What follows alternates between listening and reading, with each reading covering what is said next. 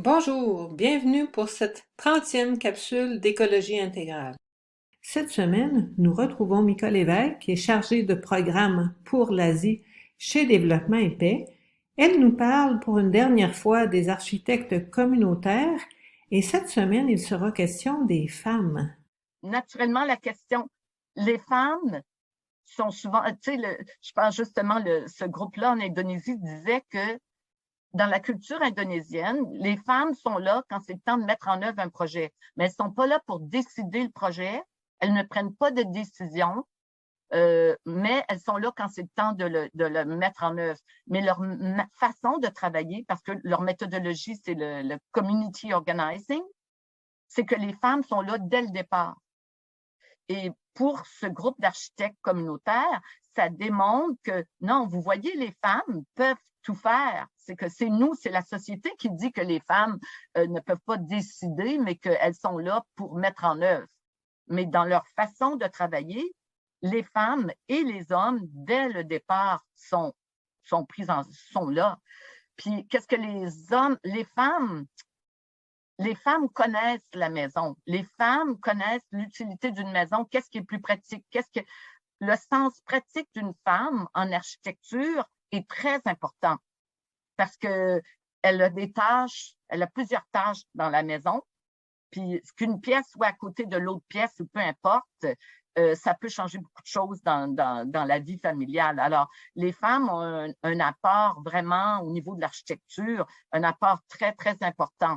Peu importe, on parle pas de maison à 3-4 étages, mais quand même, leur façon de voir les choses, c'est très important.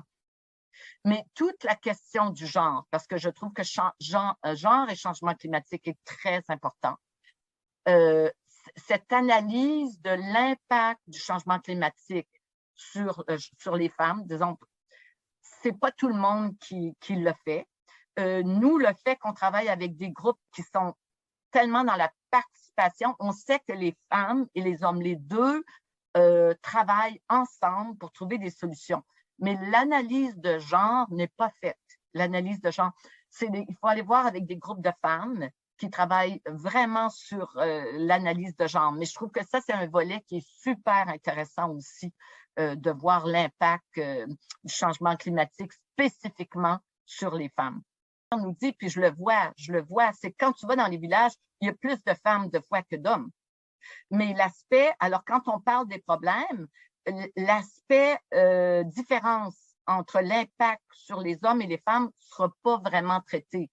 On va traiter c'est quoi le problème dans le village, mais on ne va pas spécifier. Il n'y a pas une analyse de genre en tant que telle. Mais les femmes sont parfois même plus grands en nombre, parfois il y a plus de femmes que d'hommes. Mais c'est elles qui vont identifier, mais je vois quand même une nuance avec l'analyse de genre. Mais quand même, les femmes ont participé.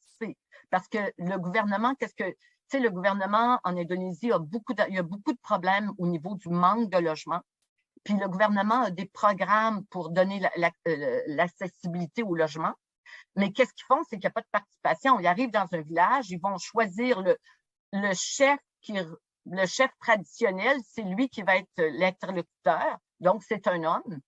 Puis eux, ils ont reçu tant d'argent du gouvernement, puis ils veulent le dépenser dans tel village. Mais il n'y a absolument rien sur la participation des gens. Il n'y a absolument rien. C'est du top-down. Alors que nous, ça se construit vers la base. Je profite de l'occasion pour vous parler d'un autre projet qui est soutenu par Développement et Paix en Indonésie, un projet qui est destiné aux femmes.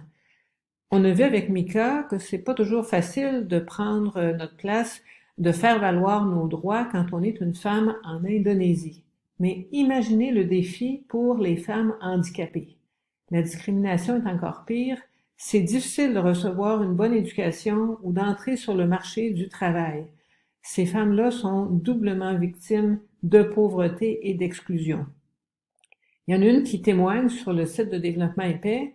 Elle s'appelle Widiani, c'est la femme que vous voyez sur la photo. J'ai eu du mal à trouver un emploi.